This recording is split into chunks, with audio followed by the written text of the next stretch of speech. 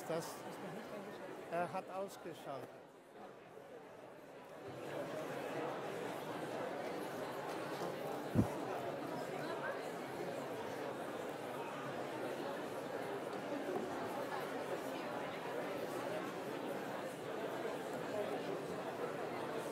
Gibt es eine Zeitgrenze, wo wir aus dem Haus sein müssen? 23 Uhr. Was? Ja. 23 Uhr? 23 Uhr. Aber Übertragung endet, also wir sollten um 21 Uhr. Ja.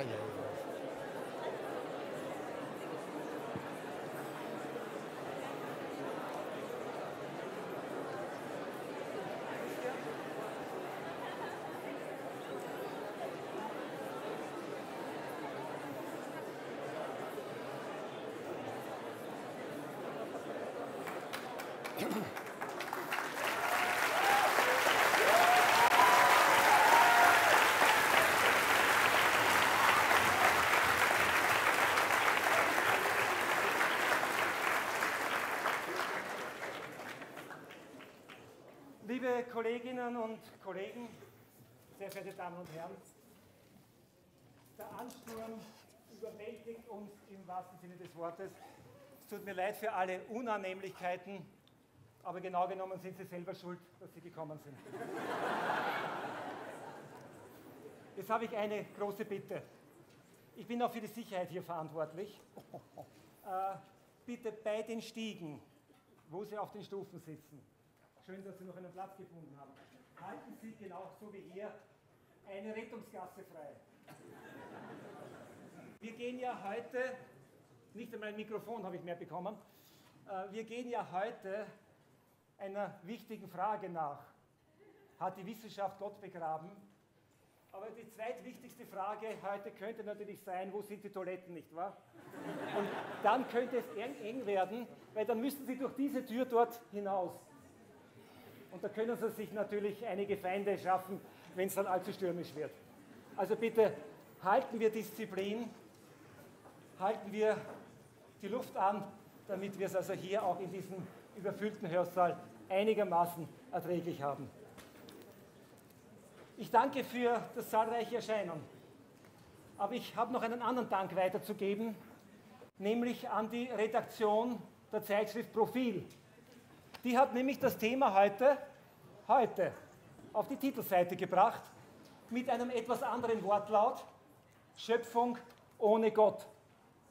Und was mir aufgefallen ist, es ist kein Satzzeichen dahinter. Weder ein Punkt, noch ein Fragezeichen, noch ein Rufzeichen. Das lässt uns also heute jede Menge Gelegenheit zum Reden, zum Zuhören und auch dann zum Fragen stellen. Ganz kurz noch ein paar organisatorische Einleitungen. Die Vorlesung, der Gastvortrag wird ungefähr 55 Minuten in Anspruch nehmen. Dann gibt es Gelegenheit, Herrn Professor Lennox Fragen zu stellen. Da wir das bei dieser Menge jetzt nicht einfach auf Zuruf machen können, haben wir auf den meisten Plätzen einen kleinen Zettel hingelegt. Dient es auch schon dazu, wenn während des Vortrages Fragen Ihnen unter den Nägeln brennen, dass Sie es notieren. Ich hoffe, es hat irgendjemand in Ihrer Nähe zumindest einen Kugelschreiber. Und dann geben Sie es weiter an irgendjemand mit dem blauen TU-Schildchen. Wir werden die Fragen sammeln und dann nach einer kurzen Pause in die Beantwortung gehen. Noch etwas muss ich sagen. Dieser Artikel im Profil war natürlich völlig unerwartet. Und Professor Lennox, seines Zeichens ja Mathematiker, er hat das mir aus der Hand gerissen, als er das gesehen hat. Und statt dass er sich erholt hat vor dem Vortrag von der langen Reise, hat er ihn auch noch umgebaut, um auf diesen Artikel speziell einzugehen. Ich glaube, das verdient einmal.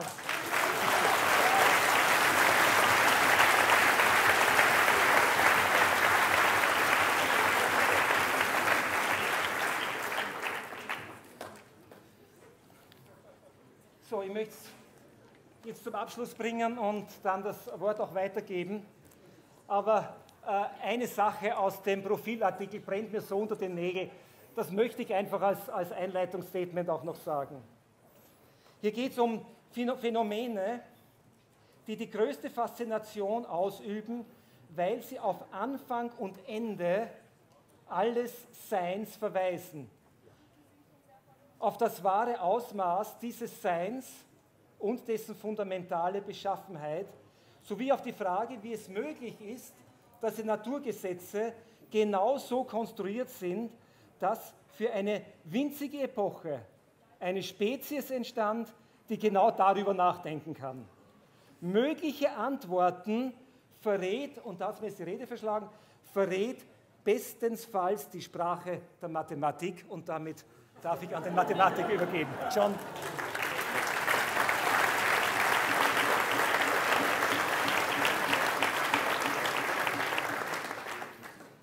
Professor Zagler, meine sehr verehrten Damen und Herren, ich sehe heute Abend, dass ich nicht in der Lage bin, wie ein Bischof in England. Jedes Jahr einmal besuchte er die verschiedenen Kirchen in seiner Diözese. Und er kam zu dem Ortspfarrer, und als er hinaufgeklettert ist zum Pult, hat er gemerkt, dass es nur 3 alte Leute vor ihm saßen. Und so hat er geflüstert zu dem Ortspfarrer: Haben Sie ihnen erzählt, dass ich komme? Und der Pfarrer hat gesagt: Nein, aber es hat sich öffentlich herumgesprochen.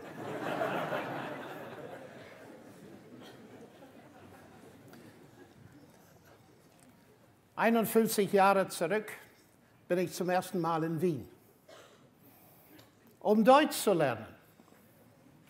Und jetzt nach 51 Jahren mit vielen Besuchen in diesem wunderbaren Land, was auch das Land meiner Hochzeitsreise war. Ja.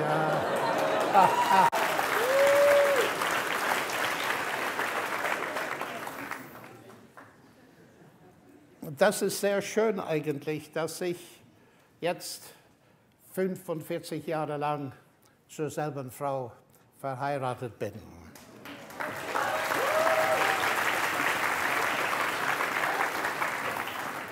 Aber wir kommen zu unserem Thema. Und ich habe mit großem Interesse versucht, diesen Artikel in Profil zu lesen. Ich habe es leider nicht gründlich lesen können. Und es gibt mehrere Fragen, aber ich dachte, es wäre trotzdem gut, ein bisschen einzugehen in die Thematik dort, weil es passt direkt zu unserem Thema heute Abend. Hat die Wissenschaft Gott begraben? Die Meinungen sind unterschiedlich. Professor Sir Gillian Prance, Mitglied unserer Akademie der Naturwissenschaften, ist wahrscheinlich der berühmteste Botaniker vom 20. Jahrhundert. Und er hat geschrieben: Seit vielen Jahren glaube ich, dass Gott der große Erfinder, Designer hinter der ganzen Natur ist. Während meines Studiums an der Universität Oxford habe ich mich persönlich zu Christus bekehrt. Seitdem haben alle meine naturwissenschaftlichen Forschungen meinen Glauben bestätigt. Ich nehme die Bibel als meine höchste Autoritätsquelle.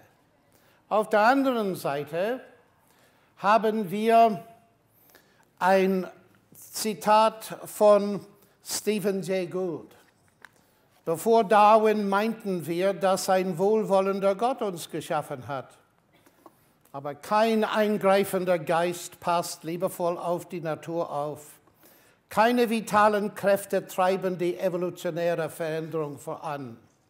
Was immer wir über Gott denken, seine Existenz ist in der Natur nicht offenbar. So, die Meinungen sind unterschiedlich. Einerseits sagt ein bekannter Naturwissenschaftler, es gibt Indizien in der Natur, dass Gott existiert. Dagegen sagen andere Naturwissenschaftler, es gibt überhaupt keine Indizien in der Natur, dass Gott existiert. Und es ist wichtig zu sehen, dass es sehr hochstehende Naturwissenschaftler gibt, auf beiden Seiten. Das menschliche Genomprojekt, Francis Crick, Jim Watson. Jim Watson war der erste Direktor dieses Projektes. Der zweite Direktor ist Francis Collins. Ich habe mit beiden sprechen können. Jim Watson ist Atheist, Francis Collins ist Christ. Was sie voneinander unterscheidet, ist nicht ihre Fähigkeit in der Naturwissenschaft. Und wenn wir an unser Profilartikel denken, wir kommen zu der Physik. Und wir sehen in der Physik 2 Nobelpreisträger. Erstens William Phillips, zweitens Peter Higgs. Beide Nobelpreisträger für Physik. Der erste ist Christ, der zweite ist Atheist. Was sie voneinander trennt, ist nicht ihre Naturwissenschaft. Es muss etwas anders sein. Und ich möchte als erster Punkt sagen, dass ich sehe einen Konflikt, aber nicht zwischen Naturwissenschaft und Glaube an Gott, sondern viel tiefer. Weil dieser Konflikt eigentlich liegt zwischen 2 Weltanschauungen, Atheismus und Theismus. Es gibt Naturwissenschaftler auf beiden Seiten. Und das sollte genug sein, um klarzumachen, dass es keine einfache, simplistische Lösung gibt, Naturwissenschaft und Glaube an Gott. Eigentlich ist das ein uraltes intellektuelles Spannungsfeld. In der griechischen Welt gab es einerseits Sokrates, Platon, Aristoteles. Die meinten, dass das Universum ist nicht selbsterklärend, dass es hinweist auf einen nicht physikalischen Ursprung von großer Intelligenz und Macht.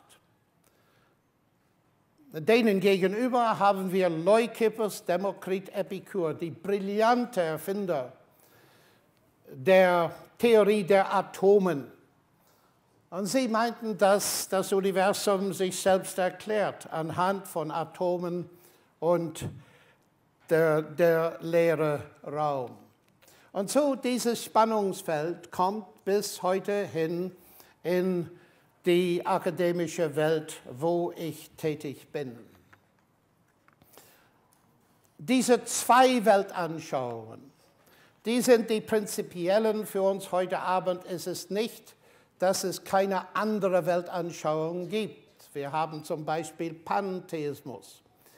Aber der eigentliche Konflikt, worüber diese Debatte geht, ist hauptsächlich zwischen Materialismus oder Naturalismus einerseits und Theismus auf der anderen Seite. Und wir haben 2 bekannte Aussagen. Im Anfang schuf Gott Himmel und Erde, der erste Satz der Bibel. Der Kosmos, schrieb Carl Sagan, ist alles, was es gibt, gab oder je geben wird. Ich will nur sagen, dass die beiden Aussagen sind Glaubensaussagen. Die zweite Aussage ist eine Aussage eines Naturwissenschaftlers, aber ist keine Aussage der Naturwissenschaft. Und dort ist es sehr wichtig zu merken, auch bei mir, dass eine Aussage eines Naturwissenschaftlers ist nicht immer eine Aussage der Naturwissenschaften. Und daher können wir die Frage umformulieren. Wenn es so ist, dass wir Naturwissenschaftler und im Allgemeinen intellektuelle Leute auf beiden Seiten gibt, dann können wir eine andere und meines Erachtens eine viel bessere Frage stellen. Wir haben in der Mitte die Naturwissenschaft oder die Wissenschaft überhaupt. Wir haben diese 2 oder 3 Weltanschauungen. Und wir dürfen die Frage stellen, mit welcher Weltanschauung passt die Naturwissenschaft am besten zusammen? Und wir müssen natürlich um die Indizien, um Evidenz oder um Gottesbeweise fragen. Nun, ich bin reiner Mathematiker. Und Beweis in der Mathematik hat eine spezifische Bedeutung. Und in dem Sinne bekommen wir auch in den anderen Naturwissenschaften einen solchen mathematischen Beweis nicht. Wir sprechen eher von Indizien, von Evidenz, aber nicht von Beweis in der mathematisch-logischen Sinne. Und das ist äußerst interessant, weil vielleicht in meinem Bereich der bekannteste Mathematiker überhaupt, ein Österreicher, Kurt Gödel, der hat vor vielen Jahren einen ontologischen Beweis für die Existenz Gottes angegeben. Und was sehr interessant ist, dass heute Abend sind wir in der TU Wien. Und ein Wissenschaftler aus dieser Universität, Professor Bruno Wolzenlogel, Paleo, mit seinem Kollegen aus Berlin, Professor Christoph Benzmüller, hat eine faszinierende Sache geschrieben in einer der führenden Zeitschriften. Hier ist der Titel: Formalisierung, Mechanisierung und Automatisierung von Gödels Gottesbeweis. Und sogar in führenden österreichischen, deutschen und britischen Zeitungen haben wir über diese Arbeit hier in der TU gelesen. Nun, ich möchte nicht in diese Argumentation eingehen. Das wäre vielleicht ein bisschen langweilig. Und ich bin selber nicht sicher, ob ich das Ganze sowieso verstehen kann. Und so werden wir das lassen. Natürlich, die Verfasser sagen, dass sie haben entdeckt und bewiesen, logischerweise, dass gegeben die Voraussetzungen von Gödel sein Beweis stichhaltig ist. Ob die Voraussetzungen gelten, ist natürlich eine andere, aber doch sehr interessante Frage. Aber wir müssen die Mathematik leider verlassen, nur in einem Sinn, und kommen zu meinem ersten Indiz. Und das hat mit der Geschichte zu tun. Es ist klar, dass die moderne Naturwissenschaft begann im 16. und 17. Jahrhundert mit Kopernikus und Galileo und Kepler und Newton und so weiter. Und Historiker der Naturwissenschaft und andere haben nachgeforscht, warum ist es dann passiert und dort. Und mehr oder weniger alle, es gibt gewisse Nuancen, es gibt sehr viel Literatur darüber, sind zum Schluss gekommen, wie hier von C.S. Lewis formuliert ist, nach Alfred North Whitehead, der sehr viel darüber geschrieben hat. Die Menschen wurden naturwissenschaftlich, weil sie Gesetz in der Natur erwarteten. Und sie erwarteten Gesetz in der Natur, weil sie an einen Gesetzgeber glaubten. Das ist auch die Meinung von dem Nobelpreisträger Melvin Calvin.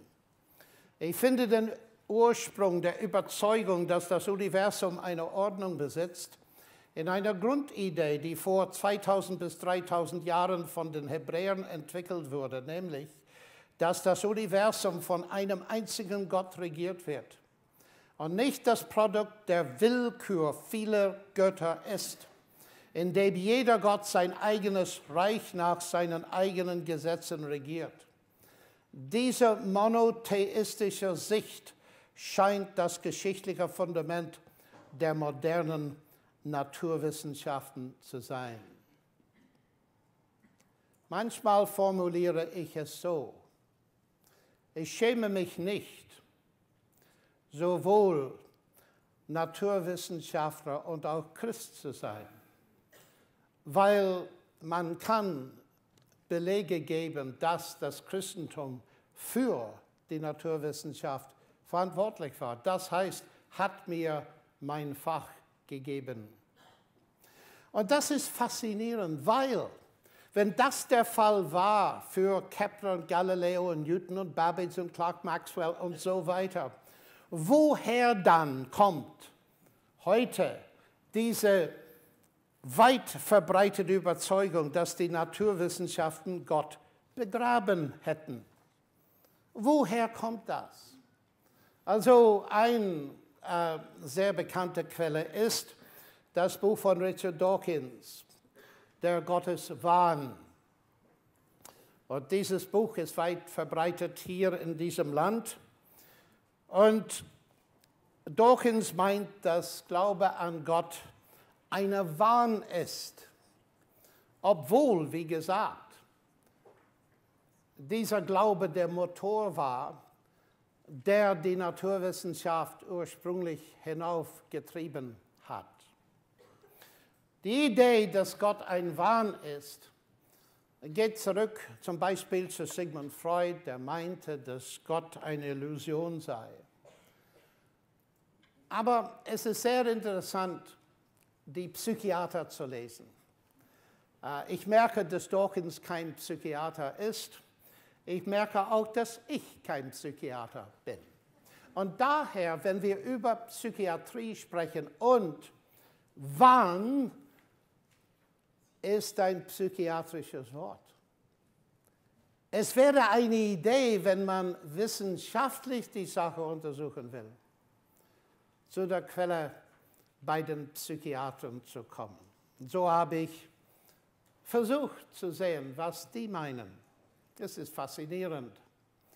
Manfred Lütz, zunächst ein sehr bekannter deutscher Psychiater, hat gesagt, wenn es keinen Gott gibt, dann gibt uns Freud eine wunderbare Argument, dass Gott eine Illusion ist.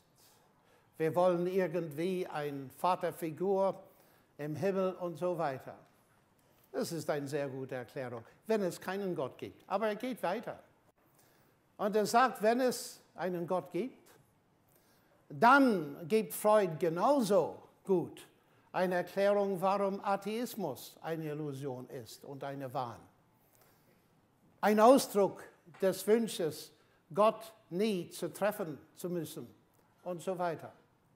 Und was weder Freud noch Frankl noch Jung uns erzählen kann, ist, ob Gott existiert oder nicht.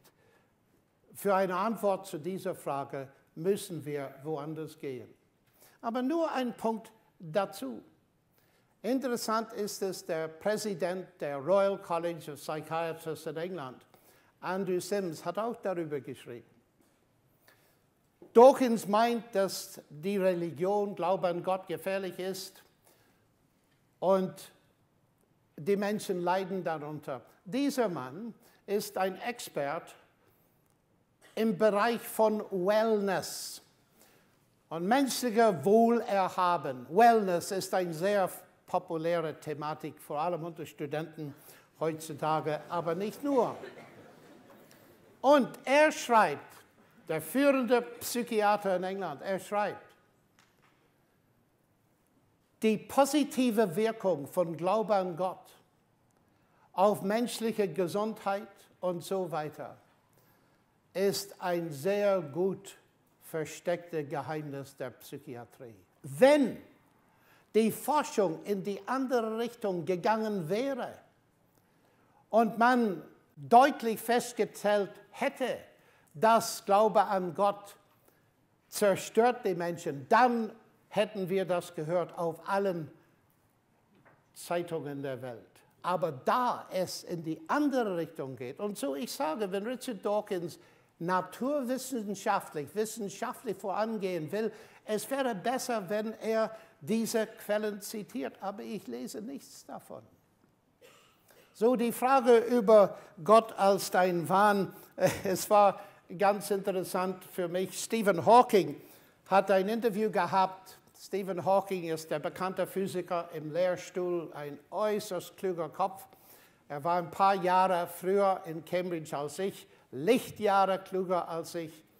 Und Stephen Hawking wurde gefragt von Guardian, glaube ich, einer Zeitung bei uns, was er von der Religion hält. Die Religion ist ein Märchen für diejenigen, die sich vor der Dunkelheit fürchten. Und der Times hat mich gebeten, eine Antwort zu geben. Und so war ich freundlich und ich habe eine Antwort gegeben.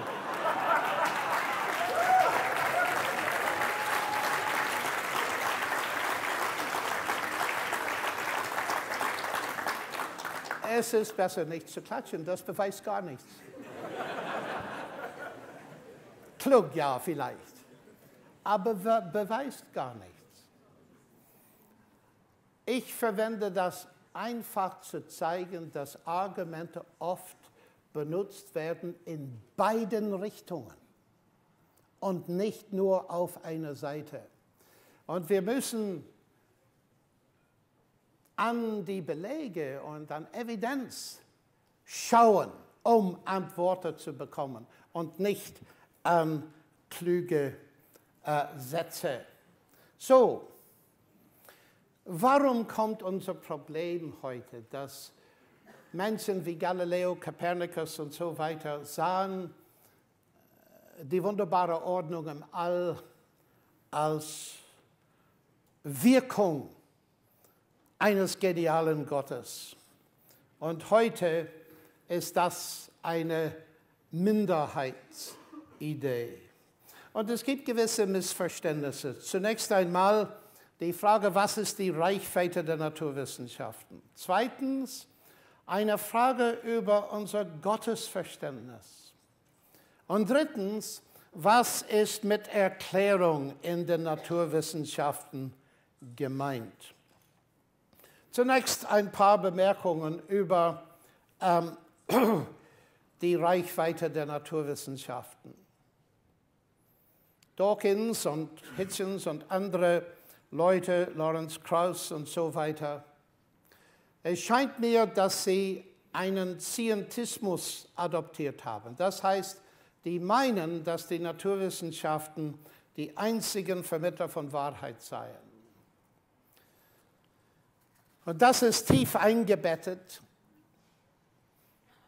Bertrand Russell hat es so formuliert: Realisierbares Wissen muss durch naturwissenschaftliche Methoden erreicht werden. Und was die Naturwissenschaften nicht entdecken können, das kann die Menschheit nicht wissen. Er war ein bekannter Philosoph und Logiker und Mathematiker, aber es scheint mir, seine Logik hier falsch ist. Diese Aussage, ist die eine Aussage der Naturwissenschaft? Nein. Also man kann diese Aussage nicht wissen. Wenn sie wahr ist, ist sie falsch. Die Aussage geht viel zu weit.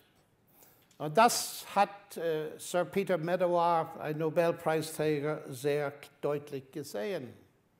Ich meine, wenn die Naturwissenschaft der einzige Weg zur Wahrheit wäre, dann müsste jede Universität fast die Hälfte ihrer Fakultäten schließen. Das sagen wir über Geschichte, Kunst, Literatur, Linguistik, Sprachen und so weiter und so fort. Es kann nicht so sein. Und Sir Peter Medawar sagte, man kann die Existenz einer Grenze der Naturwissenschaften leicht an der Tatsache erkennen, dass sie nicht in der Lage sind, kindliche Fragen zu beantworten, wie etwa, wofür sind wir alle da? Ich bin begeistert, ein begeisterter Naturwissenschaftler. Ich interessiere mich sehr für diese Beschreibung, die mathematische Beschreibung des Alls. Aber es wäre total übertrieben und falsch zu sagen, dass die Naturwissenschaft der Schlüssel zu aller Wahrheit ist. Zweites Problem ist mit falschen Alternativen. Stephen Hawking hat neulich erneut gesagt, dass wir müssen zwischen Gott und der Naturwissenschaft wählen. Und das ist die Meinung, entweder Gott oder die Naturwissenschaft. Und ich habe lange darüber nachgedacht, was liegt dahinter? Warum sagen Sie das? Und es ist Kepler, Newton und so weiter nie aufgefallen, dass es so wäre, dass wir zwischen Gott und Wissenschaft wählen müssen. Und dann plötzlich fiel es mir auf, dass es teilweise mit naturwissenschaftliches Verständnis zu tun hat, aber auch teilweise mit Verständnis von Gott. Zum Beispiel, wir haben eine Gesellschaft in Oxford, sehr bekannt, eine Debating Society, im berühmten Oxford Union. Und wir tragen sehr fein und wir debattieren. Und ich war bei einer Debatte letztes Jahr und Dawkins ist gekommen, aber er hat nur auf mich geschaut. Er hat nicht teilgenommen bei der Debatte, was schade war, fand ich. Aber ein Argument, das kam, war von Dawkins. Es hat mich ein bisschen überrascht. Ein Redner hat gesagt zu mir, Sie sind Atheist gegenüber Artemis, Baal, Wotan, Zeus und so weiter. Und ich gebe das vollkommen zu. Ich bin ein ausgesprochener Atheist. Und dann hat er gesagt, wir zählen nur noch einen Gott dazu. Der Gott der Bibel. Und ich dachte, wie interessant ist das?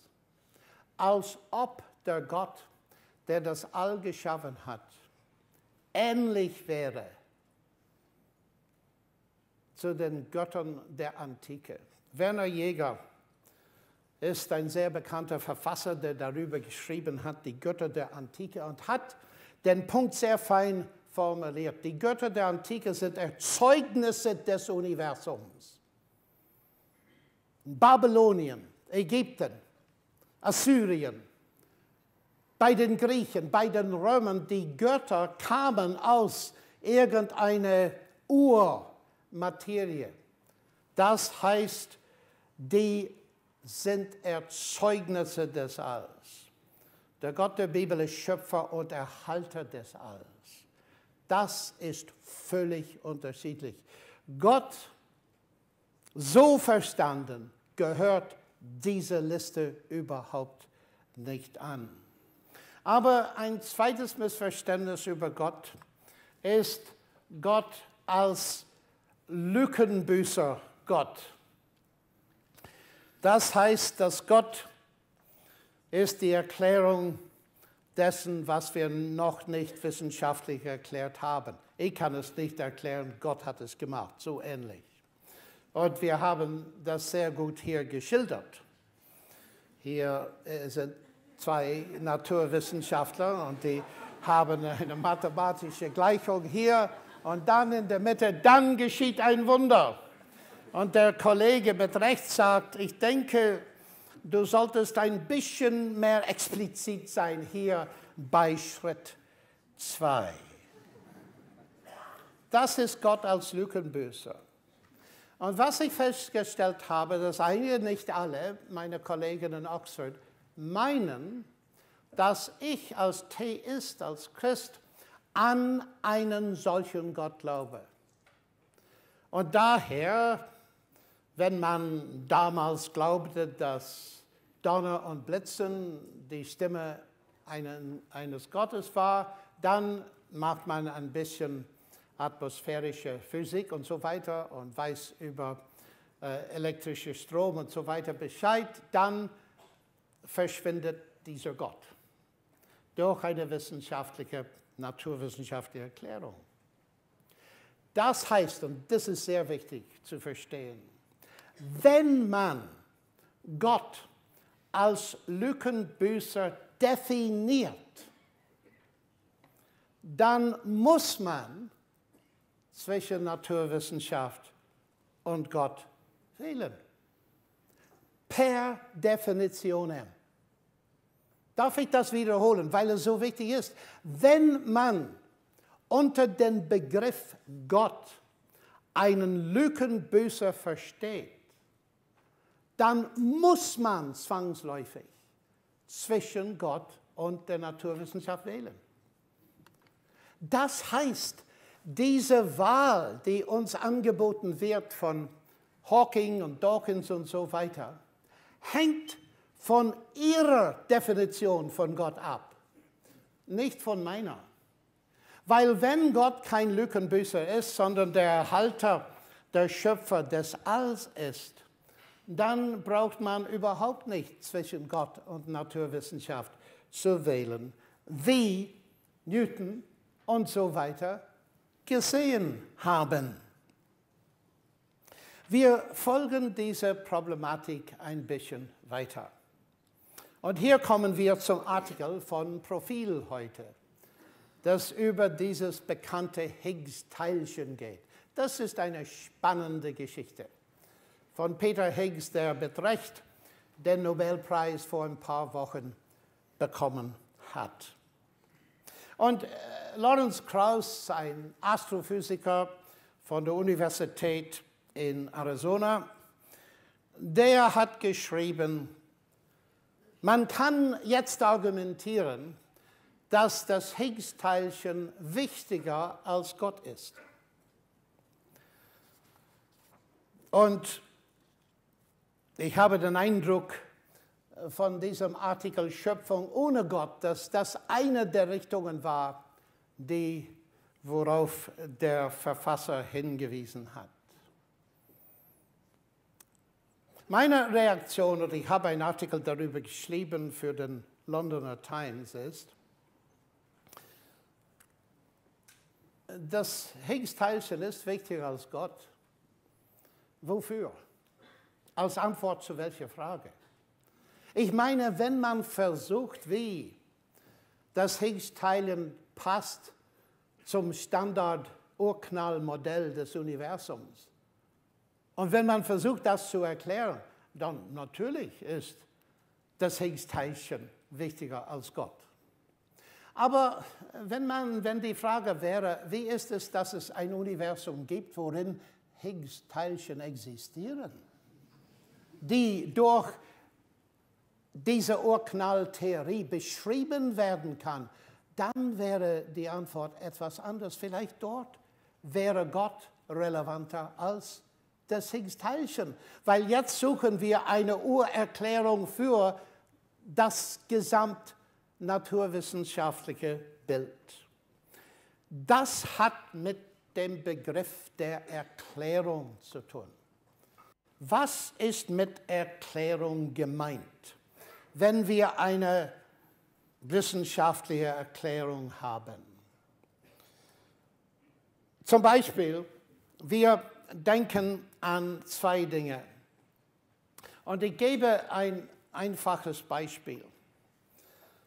Wenn wir einen Ford-Motor hier hätten und ich sage, ich möchte mögliche Erklärungen geben für diesen Ford-Motor. Einerseits ist das Gesetz, Verbrennungsgesetz und so weiter, und auch Ingenieurwissenschaft. Die andere Erklärung ist Henry Ford. Bitte wählen Sie zwischen den beiden Erklärungen. Und jedes Schulkind kann sehen, dass das falsche Alternativen sind.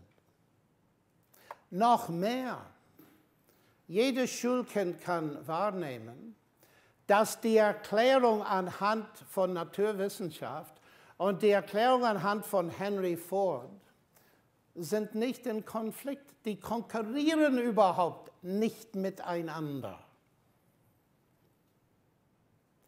Die sind komplementär. Und wenn wir auf das ganze All schauen,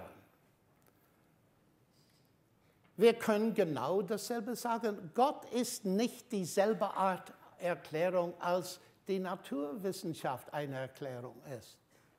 Gott ist die Erklärung, warum Erklärungen überhaupt möglich sind. Der ist verantwortlich als Schöpfer und Erhalter des Alls und das eliminiert nicht die Wunderarbeit der Naturwissenschaft.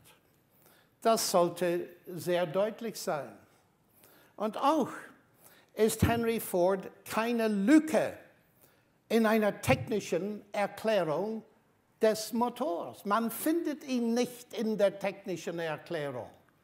Aber er ist der Grund, warum es überhaupt eine technische Erklärung geben kann. Und daher finde ich, dass ein Grundfehler im Denken von Richard Dawkins und Lawrence Krauss und Stephen Hawking ist dieser Fehler, eine Kategoriefehler in der Philosophie, das verwirrt zwei Dinge. Erstens eine Erklärung auf Ebene von Mechanismus und Gesetz und eine Erklärung anhand eines Handelnden, eine Agenzerklärung. Wir brauchen beide, um einen Ford-Motor zu erklären. Wir brauchen beide, um das All zu erklären. Aber es gibt mehr. Als ich zum ersten Mal das Gravitationsgesetz gelernt habe, ich war so begeistert, dass man die Beobachtungen von Tycho Brahe und dann die Formulierung von Johannes Kepler auf eine Gleichung mit 8 Symbolen bringen könnte. Das war für mich, was für eine kolossale Erfolg in der Naturwissenschaft, dass es so ist. Aber ich habe einen Fehler gemacht. Ich meinte, dass ich wüsste, was die Gravitation wäre. Ich hatte damals nicht gelernt, dass auch Newton meinte nicht, dass sein Gesetz erklärt, was die Gravitation ist. Niemand weiß, auch heute noch, was die Gravitation ist. Wittgenstein, bekannt in Österreich, glaube ich. Der ganzen modernen Weltanschauung liegt die Täuschung zugrunde, dass die sogenannten Naturgesetze die Erklärungen der Naturerscheinungen seien. Nein, die sind es nicht. Auch Erklärung im Sinne, dass wir ein naturwissenschaftliches Gesetz haben, ist nicht Erklärung im vollesten Sinn. Es ist nur eine Teilerklärung. Und so die Multidimensionalität des Begriffes Erklärung ist äußerst wichtig, wenn wir in diese Debatte einsteigen. So, was sollen wir über das Higgs-Teilchen sagen? Also wir können zumindest sagen, dass Higgs hat es vorhergesagt und CERN hat es entdeckt und Gott hat es erschaffen.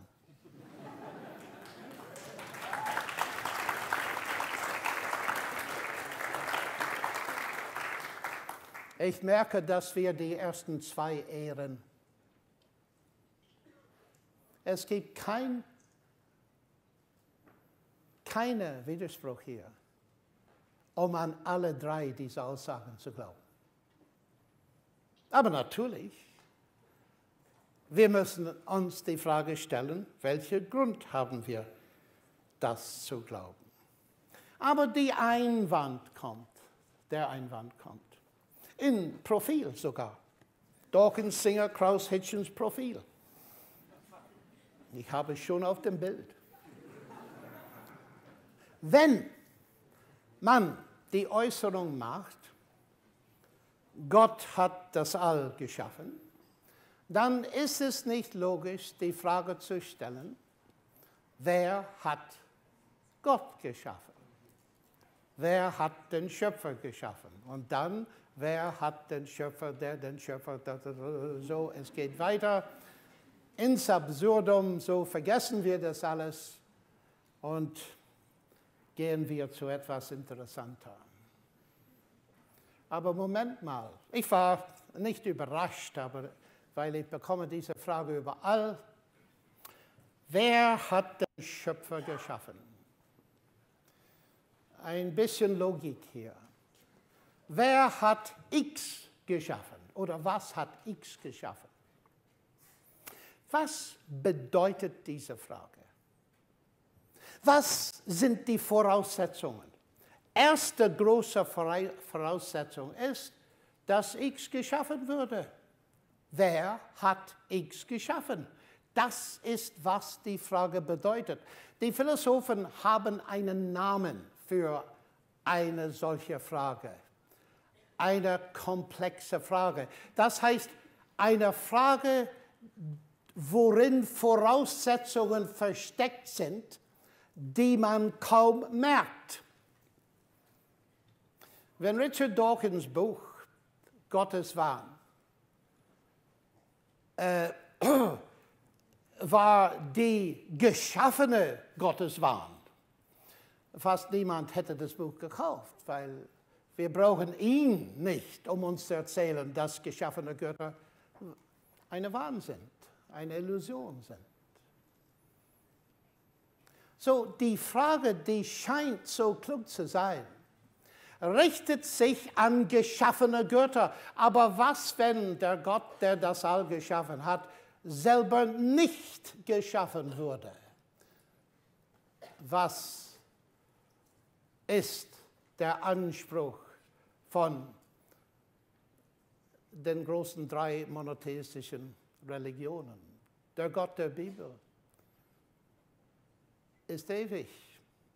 Und so, die Frage ist nicht anwendbar.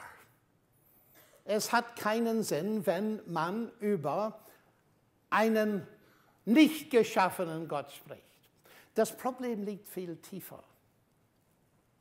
Und ich war sehr oft in Russland, vor allem in Sibirien, in der Akademie der Naturwissenschaften, vor vielen Jahren jetzt. Es war sehr interessant, mit den Akademikern dort zu reden über dieses Thema. Die haben mir diese Frage gestellt. Ich habe es oft in Russland gehört, bevor Dawkins überhaupt daran gedacht hat.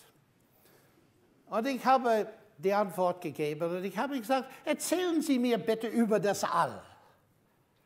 Was mit dem All? Oh, das All hat immer existiert. Oh, wirklich?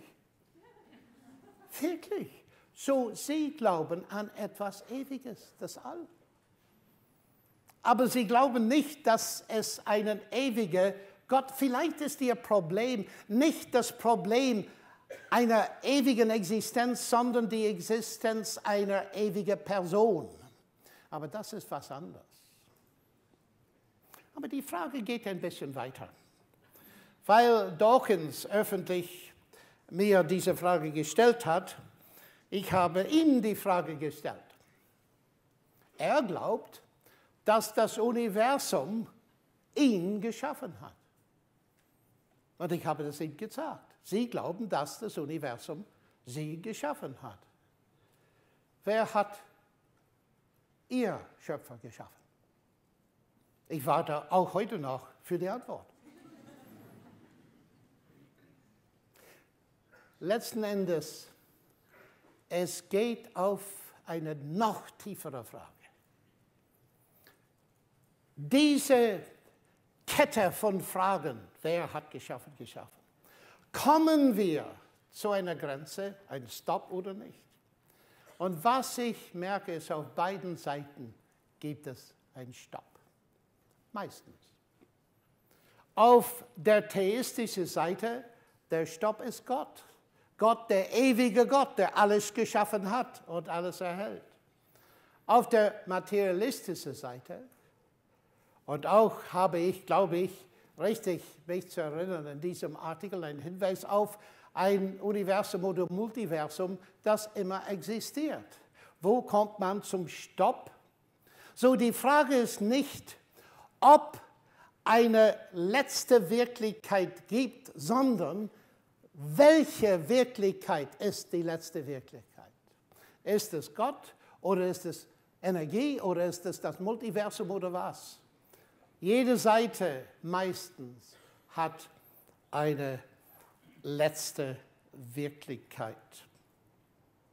Und so finden wir die Frage jetzt kurz, dass es zwei logisch getrennte Fragen gibt. Erstens befinden sich im Universum Indizien eines genialen Entwurfs, naturwissenschaftlich betrachtet. Und dann gibt es eine philosophisch-theologische Frage, was ist die Natur der entwerfenden Intelligenz? Das sind zwei getrennte Fragen. Und was die Indizien angeht, würde ich zunächst einmal erwähnen, nur 6 Zahlen, die Feinabstimmung des Alls. In den letzten 50, 60 Jahren haben die Physiker ihr Standardmodell des Urknalls entwickelt. Und die Konstante der Natur scheinen uns sehr fein abgestimmt. Ein Lehrer von mir und auch von Stephen Hawking in Cambridge ist Dennis Sciama. Hawking war sein Forschungsstudent. Wenn man die Naturgesetze ein bisschen ändert oder die Naturkonstanten wie etwa die Elektronenladung, dann entwickelt sich das Universum total anders. Es ist höchstwahrscheinlich, dass intelligentes Leben sich nicht entwickeln könnte. Und darüber hinaus haben wir Sir Roger Penrose, der Atheist ist. Ein sehr kluger Mathematiker. Er hat geschrieben, um ein Universum mit einem Entropiegesetz zu bekommen, muss die Genauigkeit des Schöpfers, seine Aussage, so sein 1 zu 10 hoch 10 hoch 123.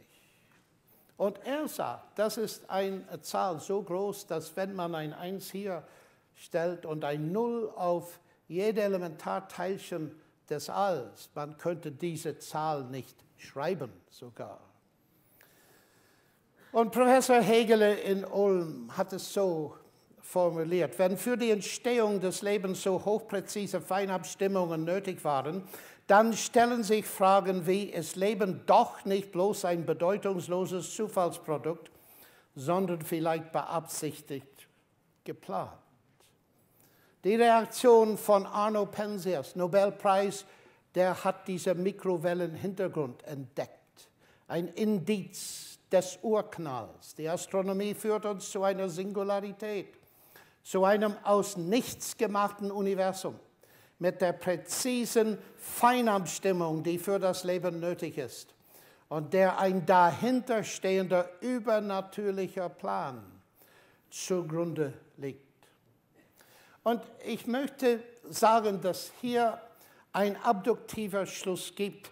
Der Rückschluss auf einen genialen Entwurf fußt auf zunehmendem Wissen, nicht auf Abwesenheit des Wissens.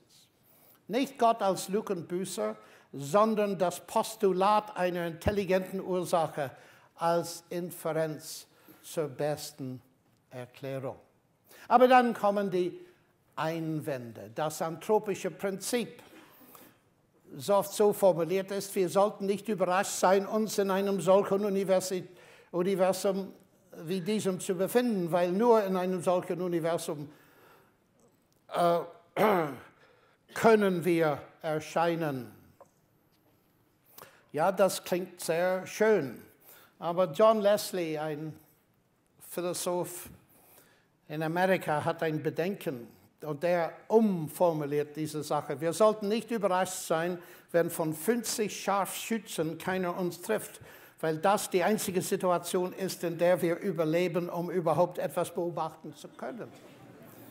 Aber ich denke, alle von uns in dieser Situation, wenn wir noch lebten, würden die Frage stellen, warum haben alle Schüsse nicht getroffen? Und es gibt hier meines Erachtens sehr viel Verwirrung. Das anthropische Prinzip erklärt nicht, warum das Universum so ist, dass Leben darin möglich ist. Das anthropische Prinzip keine Lösung ist, sondern stellt die Frage dar, löst sie aber nicht. Nun, Mark Tegmark in Princeton, seine Antwort ist, diese Feinabstimmung hat 2 mögliche Erklärungen. Weder würde das Universum spezifisch für uns geplant oder es gibt ein Multiversum. Und das ist ein interessantes Thema. Ich habe ein bisschen in meinem kleinen Buch Gott und Stephen Hawking geschrieben. Und es gibt unterschiedliche Meinungen unter Naturwissenschaftlern zuerst und auch unter atheistisch und theistisch Naturwissenschaftler. Auf beiden Seiten hat man beide. So ist es eine komplizierte Sache. Mein Lehrer von Quantenphysik in Cambridge war Sir John Polkinghorne. Es gibt keinen rein naturwissenschaftlichen Grund, an ein Multiversum zu glauben. Diese anderen Welten sind für uns nicht erkennbar. Eine mögliche und intellektuell ebenso respektable Erklärung ist, dass dieses Universum so ist, wie es ist, weil es der Wille eines Schöpfers ist, dass es so sei. Ich denke, dass Tegmark Unrecht hat.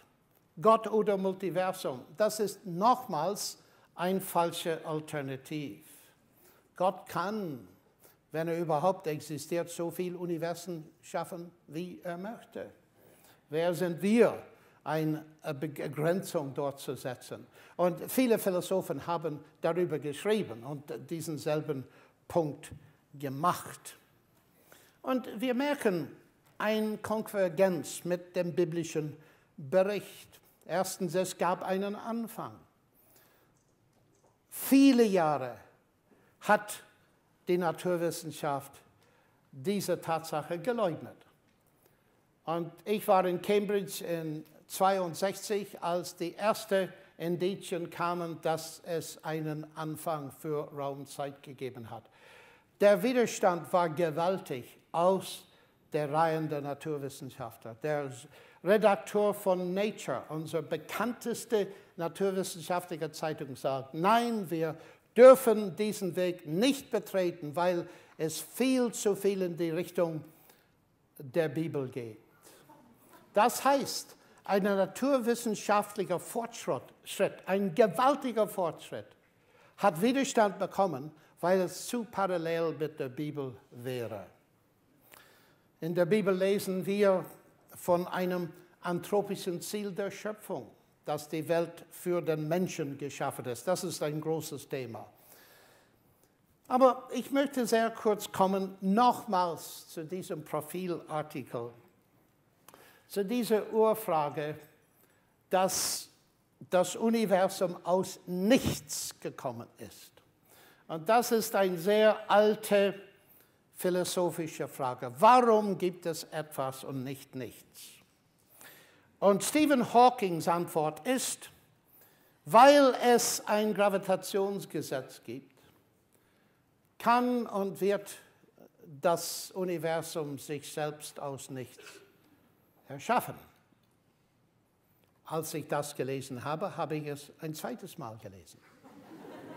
Weil es etwas gibt, ein Gravitationsgesetz, wird das All sich selbst aus nichts. Aber er postuliert ein Gravitationsgesetz. Und das ist nicht nichts. Und um mehr zu sagen, ein Gravitationsgesetz ohne Gravitation wäre eine leere Formulierung. Vielleicht meint er, und es ist durchaus möglich, dass die Mathematik selbst etwas erschaffen kann. Als Mathematiker finde ich das fast lächerlich. Ich habe einmal ein Gespräch mit Peter Atkins, ein sehr bekannter Chemiker, hat viele Bücher darüber geschrieben, und ich habe ihn gefragt, was hat das Universum geschaffen? Er hat gesagt, die Mathematik.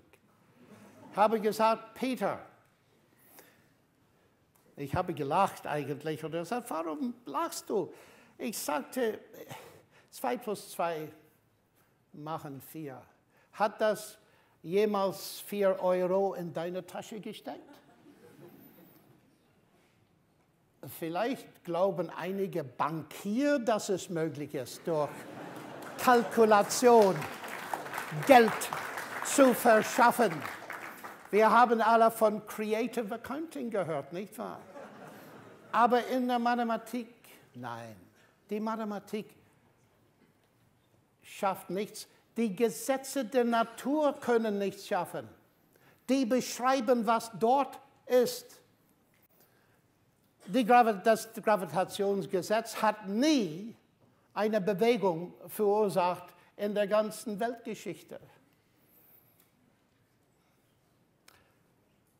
Newtons Gesetz hat nie eine Kugel auf einen Billardentisch in Bewegung gesetzt. Wittgenstein wieder mal. Diese Täuschung liegt sehr tief. Aber es ist noch schlimmer, soweit ich feststellen kann. Das Universum kann sich selbst aus nichts schaffen. X schafft sich selbst. Was soll das heißen? Also, wenn ich den Satz formuliere, X schafft Y, was bedeutet das? Es bedeutet, dass X vorausgesetzt bekommt man Y. So, X schafft X bedeutet, X vorausgesetzt bekommt man X. Das ist Unsinn. Und Unsinn bleibt Unsinn, auch wenn bekannte Wissenschaftler das sagen. Auch wenn ich das sage.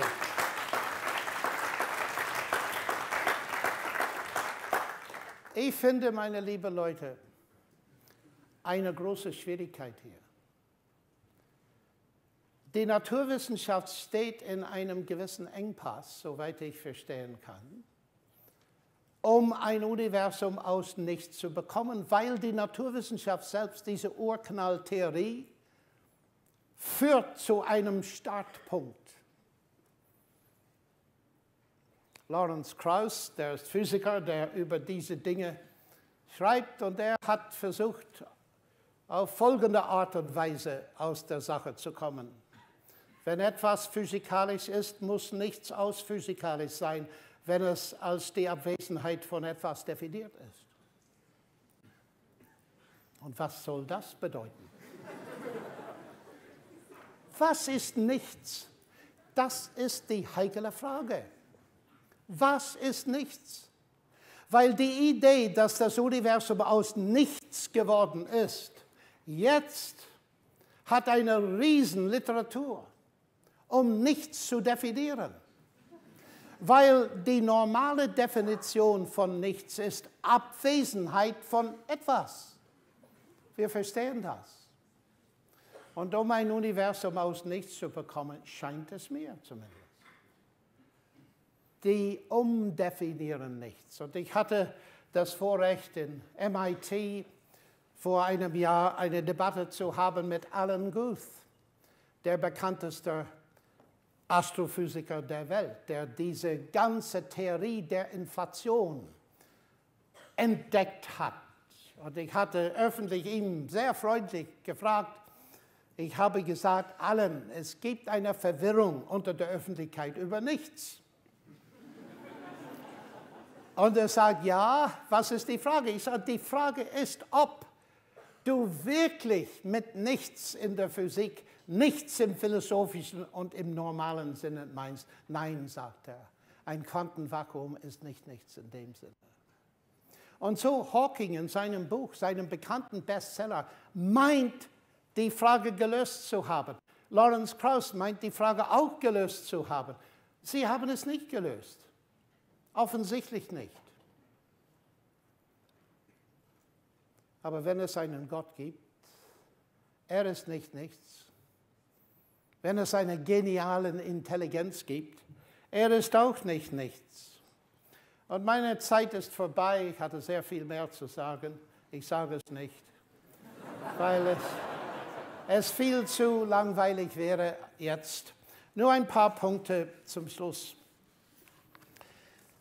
Wir haben etwas über die Naturwissenschaft gesprochen.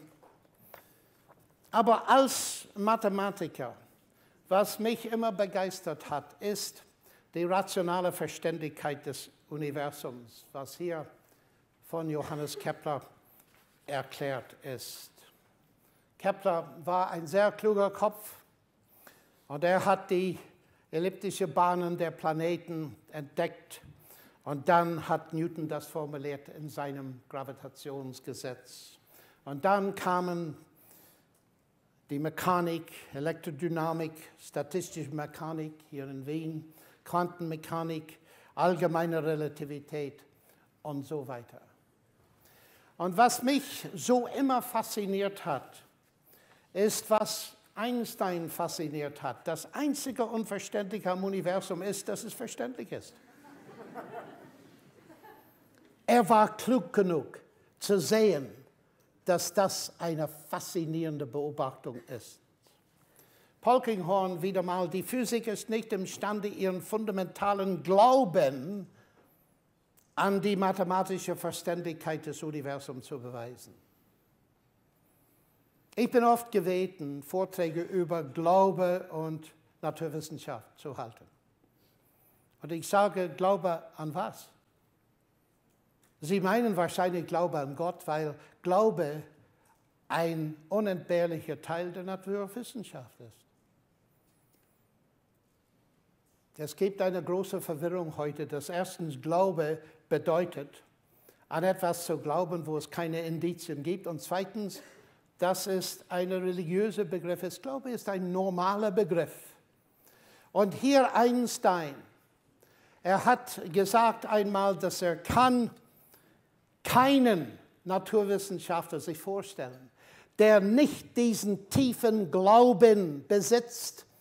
Das heißt, um überhaupt Naturwissenschaft betreiben zu können, muss man glauben, dass die Naturwissenschaft betrieben werden kann. Das heißt, dass das All mathematisch beschreibbar ist. Und der Nobelpreisträger Eugen Wigner hat gesagt, es gibt keine rationale Erklärung für die enorme Nützlichkeit der Mathematik. Ich würde hinzufügen, keine rationale Erklärung auf der Basis der materialistischen Weltanschauung. Die Naturwissenschaft dann kommt nicht ohne Glauben aus. Und so, die letzte Frage für heute ist, auf welchen Boden gründen Wissenschaftler ihren Glauben an die rationale Begreifbarkeit des Universums? Und Darwin hat hier sein Bedenken. Ob die Überzeugungen des menschlichen Verstandes, der sich aus dem Verstand der niedrigen Tiere entwickelt hat, überhaupt Wert oder Glaubwürdigkeit besitzen? Würde wohl jemand den Überzeugungen eines Affenverstandes Vertrauen schenken, sofern ein solcher Verstand überhaupt Überzeugungen besitzt? Und hier ist der Punkt, das jetzt heute im Zentrum immer näher rückt. Haldane, ein Chemiker, hat mal es so formuliert: Wenn meine Gedankenprozesse nur von der Bewegung der Atome in meinem Gehirn bestimmt werden, habe ich kein Recht anzunehmen, dass meine Überzeugungen wahr sind. Deshalb habe ich keine Grundlage anzunehmen, dass mein Gehirn aus Atomen besteht. John Gray, ein Atheist, und hier kommt es näher. Die Humanisten setzen darauf, dass die Menschheit durch die Wissenschaft zur Wahrheit finden kann und damit zur Freiheit. Falls aber Darwins Theorie der natürlichen Auslese zutrifft, ist dies unmöglich.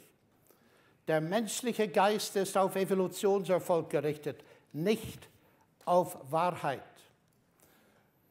Er Atheist, hier Alvin Plantinga, weltbekannter Philosoph. Wenn Dawkins damit recht hat, dass wir das Produkt eines geistlosen, ungesteuerten, natürlichen Prozesses sind, dann hat er uns einen starken Grund gegeben, an der Zuverlässigkeit der menschlichen Erkenntnisfähigkeit zu zweifeln und damit auch an der Gültigkeit jeglicher Überzeugungen, die sie hervorbringt, einschließlich Dawkins eigener Wissenschaft und seines Atheismus. Seine Biologie, und das ist eine sehr wichtige Aussage, seine Biologie und sein Glaube an den Naturalismus würden damit in Konflikt miteinander stehen, einem Konflikt, der nicht das Geringste mit Gott zu tun hat. Und das Überraschendste von allen: Neulich erschien ein Buch in Amerika von einem sehr bekannten Philosophen, Thomas Nagel. Der Buch hat einen sehr provozierenden Titel: Mein Kosmos. Warum der neodarwinistische Erklärung des Alls fast sicher falsch ist. Was? Der ist ein Atheist. Und wenn man im Internet guckt, man wird sehen, wie er abgeschrieben ist als Heretiker und was weiß ich. Aber er hat diesen Zweifel von Darwin aufgegriffen. Ich meine, ich kann es sehr einfach formulieren. Wir alle, wir verwenden Computer. So, wenn ich wüsste, dass dieser Computer das Endprodukt eines zufälligen, blindlosen, nicht gesteuerten Prozesses wäre, würde ich ihn benutzen. Überhaupt nicht. Und so hier der Zweifel liegt daran, dass die Weltanschauung untergräbt das Fundament der Rationalität, das nötig ist, um überhaupt Naturwissenschaft zu betreiben. Und hier ist Thomas Nagel. Der evolutionäre Naturalismus impliziert, dass wir keine unserer Überzeugungen ernst nehmen sollten. Daher auch nicht das wissenschaftliche Weltbild, von dem der evolutionäre Naturalismus selbst abhängig ist. Und ein Kollege in Oxford hat es so formuliert: Ich verneine nicht, dass die Wissenschaft erklärt, aber ich postuliere Gott, um zu erklären, warum die Wissenschaft erklärt. Die Verständlichkeit des Universums und die Nützlichkeit der Mathematik sind vollkommen vernünftig, wenn es einen Schöpfer gibt, der sowohl für das Universum als auch für den menschlichen Verstand verantwortlich ist. Und mein letzter Punkt ist, wir haben zwei Weltanschauungen: Materialismus, Theismus. Materie, Energie ist primär, Information davon abgeleitet. Im Anfang waren die Atome und das Vakuum. Bei Theismus, Information und Geist sind primär, Materie und Energie davon abgeleitet. Und die beste Formulierung dieser Weltanschauung, die ich gefunden habe, ist: Im Anfang war das Wort. Und das Wort war mit Gott und das Wort war Gott. Alles würde durch dasselbe. Und ohne das Wort würde nichts geschaffen, das geschaffen würde. Und meine lieben Leute, meine eigene persönliche Antwort zu meiner Frage in diesem Vortrag ist ganz einfach folgendes: Das ist für mich als Naturwissenschaftler eine sinnvolle Erklärung. Nicht nur der wunderbare, rationale, mathematische Verständlichkeit des Alls, sondern der Tatsache, dass der menschliche Geist neugierig ist und fähig ist, zumindest teilweise dieses wunderbare, geschaffene All zu untersuchen. Herzlichen Dank.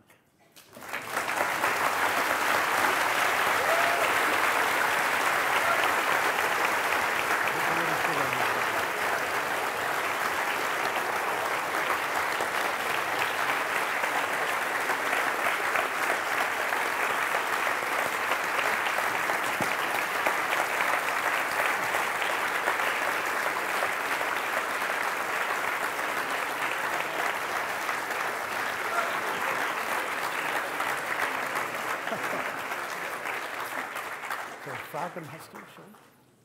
John, vielen Dank für deine Worte, für deinen Vortrag. Ich hoffe, man kann mich jetzt auch ohne Mikrofon bis hinten hören. Mein Dank geht an John Lennox und mein Dank geht auch an dieses Publikum hier in Wien. Sie waren so diszipliniert, ich habe solche Angst gehabt, dass irgendwo der Hörsaal einfach aus den Nähten platzt. Sie sind so ruhig gesessen, dass es nicht einmal geknirscht hat. Machen wir jetzt ein paar Atemzüge Pause, wir können es brauchen. John, bitte genieße auch die paar Minuten auf deinem Sessel, den wir vorbereitet haben. Und wenn es jetzt Fragen gibt, bitte auf die entsprechenden Zettel schreiben und ich darf dann die Leute vom Hörsaaldienst einfach bitten, zu schauen, wo mit einem Zettel gewunken wird und ihn dann nach vorne zu bringen. Ja?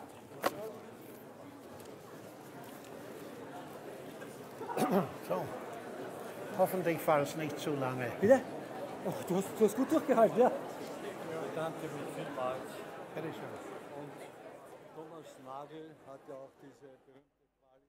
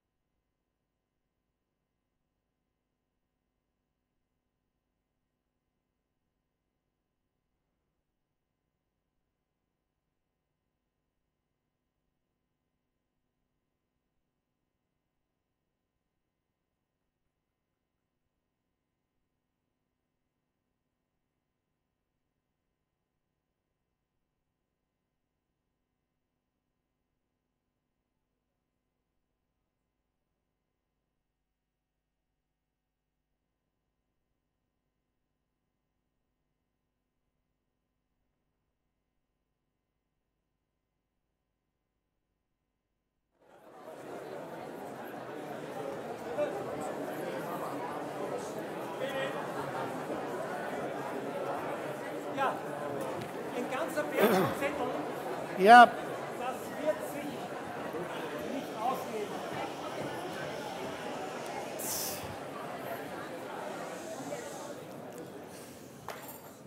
Ein ganzer Berg von Zetteln und da kommen noch mehr. Einfach jetzt schauen, was sind die brennendsten Fragen, was sind die meistgestellten Fragen. Alles andere vertagen wir auf nächstes Jahr, wo wir hoffen, dass wir uns vielleicht in diesem Rahmen wiedersehen können. Ganz kurz noch eine Meldung sozusagen von draußen. Graz, Übertragung aus diesem Hörsaal, 400 Zuhörer. Salzburg, 300 und online zugeschaltet 500 Anschlüsse. Wie viel da vor jedem Monitor sitzen, wissen wir nicht. Es geht weit über die 1000. Gut, John, bist du? Ja.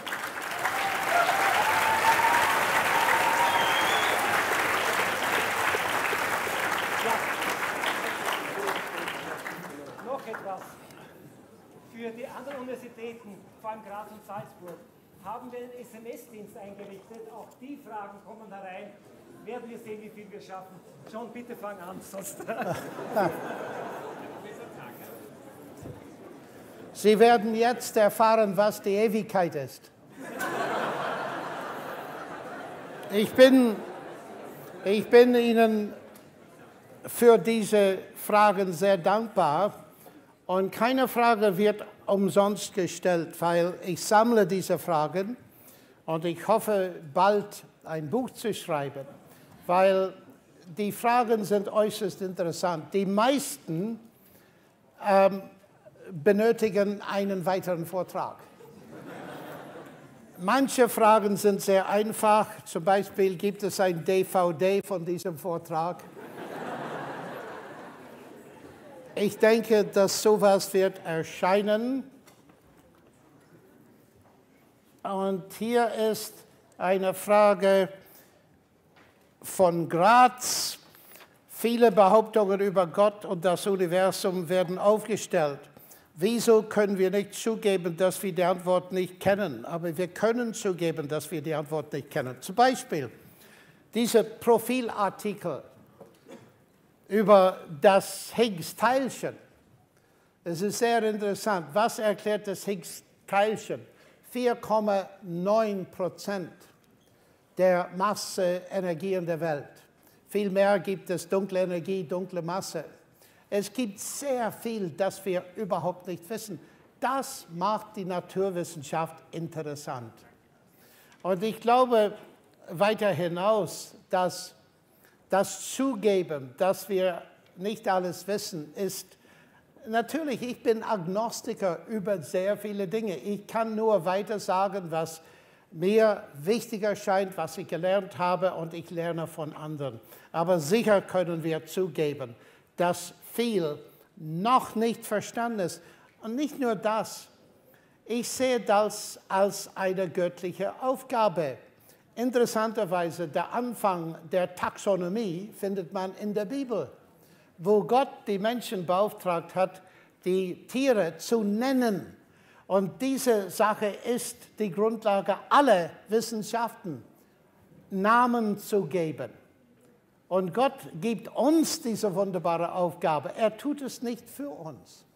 Und das ist für mich eine besondere Motivation, um die Naturwissenschaft zu betreiben. Ist Gottes Existenz mathematisch-physikalisch zu beweisen? Ich habe versucht, etwas darüber zu sagen. Im engsten mathematischen Sinn nein, aber wir müssen diesen Gödel-Beweis betrachten und sehen, was der Status dieses Beweises ist. Wenn die Logik stichhaltig ist, und es scheint so zu sein, die Arbeit, die hier gemacht wurde, dann muss man an die Voraussetzungen kommen. Aber ich würde selber nicht so sehr erwarten, dass es mathematisch bewiesen ist, aus einem sehr einfachen Grund. Ich habe meine Frau erwähnt. Könnte ich Ihnen mathematisch beweisen, dass sie mich liebt? Überhaupt nicht. Aber das bedeutet bei weitem nicht, dass es keine Indizien gibt, dass sie mich liebt.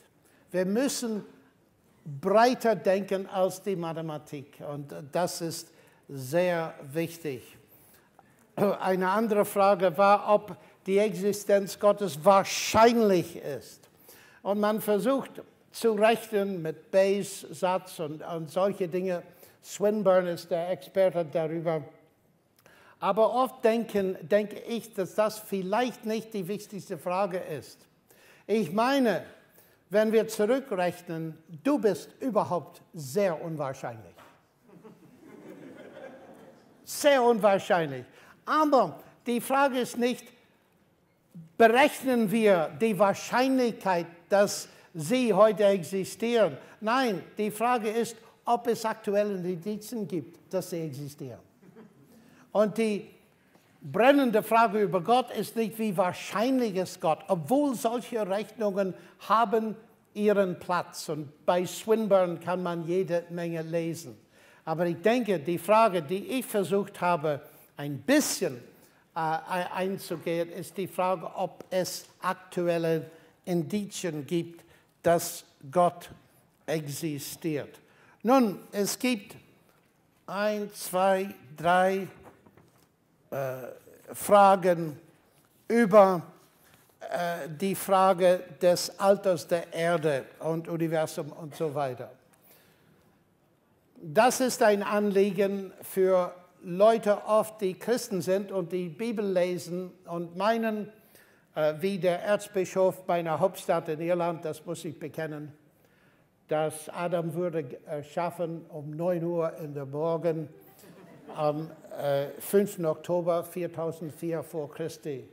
Und er hat einen Brief geschrieben zu dem Vizekanzler von Cambridge Universität, worin er es bedauert hat, dass er nicht genauer die Sache feststellen könnte.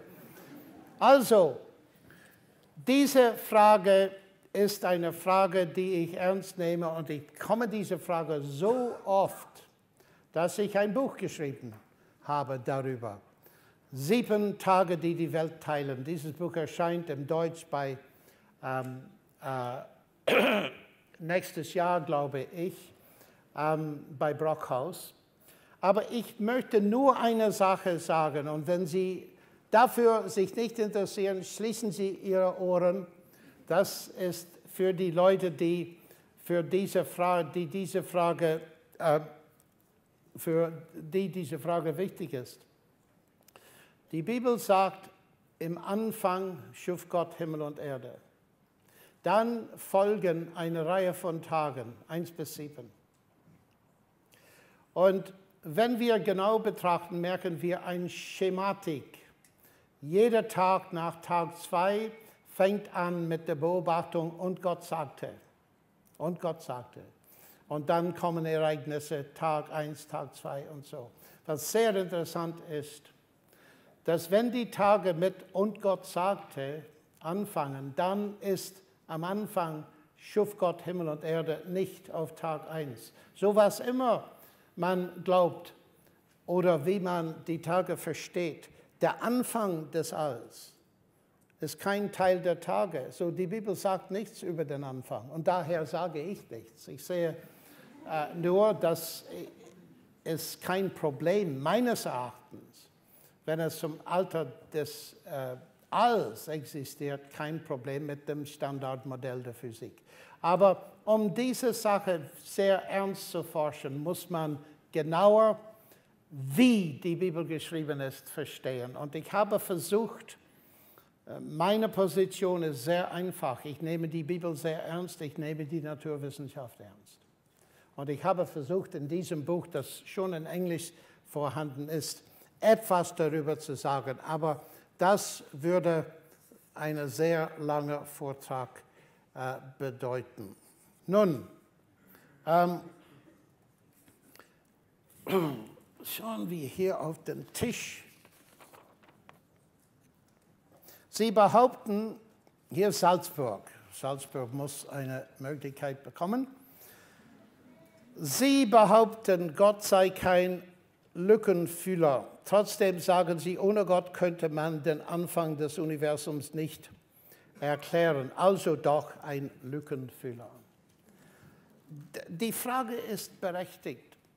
Im Sinne, dass als Naturwissenschaftler hat man immer Angst, an einen Lückenfüller Gott zu glauben.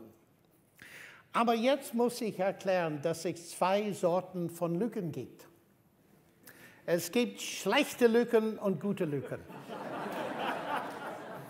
Die schlechten Lücken sind die Lücken, die die Naturwissenschaft erfüllt. Die guten Lücken sind Lücken, die die Naturwissenschaft eröffnet. Darf ich das illustrieren? Die Frage ist nicht nur berechtigt, sondern äußerst wichtig. Und es hat mit der Art und Weise der Argumentation zu tun. Es gibt zwei Art Argumentationsformen in der Naturwissenschaft. Induktion, wo wir eine Sammlung, wir wiederholen Experimente und so weiter. Und Abduktion, wo wir die Sache nicht wiederholen können. Man kann die Geschichte des Alls nicht wiederholen. Und so müssen wir eine Inferenz zur besten Erklärung machen. So, meine Illustration. Und ich bin Fellow eines Colleges in Oxford, wo wir sehr schöne Dinner haben. Und wir dürfen nicht wählen, wer neben uns sitzt. Das ist der eigentliche Haken an der Sache. Und eines Abends befand ich mich neben einem sehr bekannten Biochemiker. Und er hat mich gebeten, ihm zu erzählen, was ich wäre und was ich täte. Und ich sagte, ich bin reiner Mathematiker. Oh, sagte er, wie langweilig ist das? Und er hat es ernst gemeint und ich habe versucht, mich selber ein bisschen zu verteidigen. Und so sagte ich, ich interessiere mich auch für die großen Fragen. Oh, wieso denn, sagte er. Welche große Fragen? Also, der Status des Universums zum Beispiel. Ist das All geschaffen oder nicht? Oh, sagt der Mensch, es ist viel schlimmer, als ich dachte. Ich bin Atheist, ich bin Reduktionist. Wir werden einen äußerst peinlichen Abend zusammen verbringen. Peinlich, sagte ich. Nein, keineswegs. Ich bin auch Reduktionist. Nein, sagt er. Ja, ich verstehe 3 Sorten von Reduktionismus. Oh, 3, ja, sagte ich.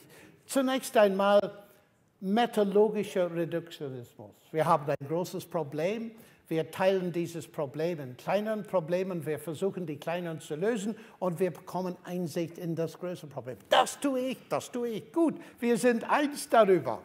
So, das ist wenigstens ein Anfang, sagte ich, für einen Abend.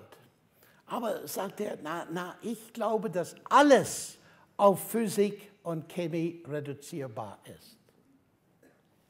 Ohne Lücken. Wirklich, sagte ich. Alles. Ja, sagte er, alles. Dürfen wir ein Experiment machen, sagte ich. Was, hier am Dinnertisch? Ja, sagte ich, das ist Oxford, warum nicht? Das sagte, welches Experiment? Und so habe ich die Speisekarte genommen. Und es war keine wunderbare Vorstellung, Roast Chicken. In Englisch, nicht bloß in Französisch, nur Englisch. Roast Chicken hieß es. So sagte er, was ist das Problem? Also R-O-A-S-T, Roast. Ja, sagte er, das sehe ich. Sie glauben, dass alles auf den Nenner von Physik und Chemie reduzierbar ist. Sicher, sagte er. Okay, gut, sagte ich. Diese Zeichen R-O-A-S-T zusammen bilden eine semiotische Einheit. Sie hat Bedeutung, die Sie verstehen. Das sagt er freilich. Okay, sagte ich, erklären Sie mir anhand der Physik und Chemie, der Papier und Tinte, diese semiotische Seite. Und seine Frau saß neben ihm und etwas zu laut hat sie gesagt, hol dir dort raus, wenn du kannst. Aber er hat es nicht versucht. Er hat mich erstaunt in der Ehrlichkeit seiner Antwort. Er hat gesagt, es ist nicht möglich. Und dann sagt er, seit 40 Jahren gehe ich in mein Labor in Oxford und meine, sowas immer tun zu können. Und jetzt sehe ich zum ersten Mal, dass es unmöglich ist. Und ich war schockiert. So schockiert, dass ich sagte, Moment mal, die Physik und Chemie im modernen Sinne 500 Jahre, nein, sagte er, spielt keine Rolle. Es ist nicht innerhalb des Erklärungsvermögens der Physik und Chemie, diese semiotische Seite zu erklären. Man braucht den Input einer draußen stehenden Intellekt. Ein Intellekt der Lügen? Oder ist es, dass die Natur der Lüge weist auf Intelligenz hin? Und das ist mein Punkt. Wenn die Lücke, eine Lücke dort ist, entsteht, weil die passende Naturwissenschaft nicht das Erklärungsvermögen hat, dann ist es kein Lückenfüller zu sagen, ja, es braucht ein intelligenter Input. Das ist, was ich mit einer Abduktion meine. Und so, ich sehe das nicht als Lückenbüßer. Leider in der Literatur sehr oft, Lückenbüßer wird falsch verstanden, als wir haben überhaupt keine Erklärung. Und wir wissen, wir tun das oft. Wir sehen unseren Namen im Sand am See, 4, 5, 6 Buchstaben. Und sofort erkennen wir nehmen wahr. Es ist eine Wahrnehmung des Inputs einer Intelligenz. Genauso für mich. Nehmen wir ein viel längeres Wort. Das menschliche Genom, 3,5 Milliarden Buchstaben, in genau der präzisen Ordnung. 5 Buchstaben im Sand, Intellekt, Intelligenz. 3,5 Milliarden? Zufall und Notwendigkeit. Wirklich? Und das alles. Es kann nicht sein. Ganz abgesehen davon, welche Mechanismen damit verbunden sind. Die Tatsache, dass wir hier einen bedeutungsvollen Text haben, spricht von Intelligenz. Das heißt, Intelligenz, soweit ich sie sehe, ist die beste abduktive Erklärung der Situation, wo Zufall und Notwendigkeit die Sache nicht erklären können. Und grob formuliert würde ich lieber eine Erklärung haben, die sinnvoll ist, als eine Erklärung, die nicht sinnvoll ist. Aber wir müssen auf die Zeit schauen. Und es gibt jede Menge Mensch von Dingen hier.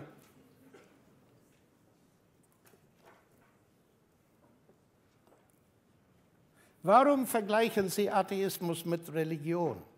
Atheismus ist die skeptische Verweigerung von Religion und daher keine Religion selbst. Ich habe nie gesagt in meinem Vortrag, dass Atheismus eine Religion ist. Obwohl ich merke bei vielen, es ist fast so ist, weil wir abgöttische Gottesdienste oder was immer, die beschreiben können, gottlose Dienste jetzt in England haben, die kirchenähnlich sind. 40 in den letzten 2 Wochen sind aufgestellt worden. Was ich gesagt habe, ist Atheismus und Theismus. Ich habe über Religion kaum gesprochen. Theismus, Glauben an Gott, Weltanschauungen sind. Das heißt, die sind gründliche Erklärungen der Möglichkeiten. Und wenn man darüber nachdenkt, die Möglichkeiten sind ziemlich gering. Es gibt nicht sehr viele. Entweder ist das All geschaffen oder nicht. Und die pantheistische Erklärung ist, dass das Universum und Gott gleich sind. Und Gott ist nicht persönlich. Und so, diese 3 sind, wo die meisten Leute sitzen. Die theoretischen Möglichkeiten sind gering. Und ich habe ganz absichtlich das Wort Religion vermieden, weil Religion für viele Leute ist Ritus und so weiter. Ich spreche von Weltanschauung, wie wir die Welt erklären. Was ist unsere Weltanschauung? Und ich habe hauptsächlich über die zwei Naturalismus, wo es keinen Gott gibt, oder Theismus, wo es Gott gibt. Und Atheismus ist skeptisch. Ich bin auch skeptisch. Skeptizismus bedeutet, dass man eine Sache aus einer Distanz prüft. Und ich habe ein Treffen mit Michael Shermer neulich, eine Debatte gehabt. Der ist der Redakteur der Zeitung Skeptik. Und er hat sein S für Skeptik. Und er hat mir die Hand gegeben. Er hat vergessen, wir hatten eine Debatte in Australien. Das ist eine andere Geschichte. Und er hat gesagt, ich bin ein Skeptiker. Und ich habe gesagt, ich auch. Und ich bin zuerst sehr skeptisch über Ihr Atheismus.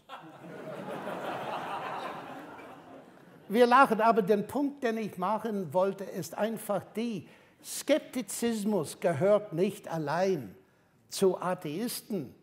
Ich bin genauso skeptisch. Ich prüfe meine Haltungen ständig, jeden Tag. Ich habe mein ganzes Leben verbracht, bereit, meine Argumente zu öffnen für Gegner. Und dadurch lerne ich. Ich zähle viele Atheisten zu meinen engsten Freunden, weil ich möchte lernen über diese Dinge. So Skeptizismus ist eine sehr gute Sache. Und in der Hinsicht brauchen wir in verschiedenen Richtungen mehr Skeptiker. Nun, was sind diese Haufen hier? Hier ist eine ganze Reihe von Fragen.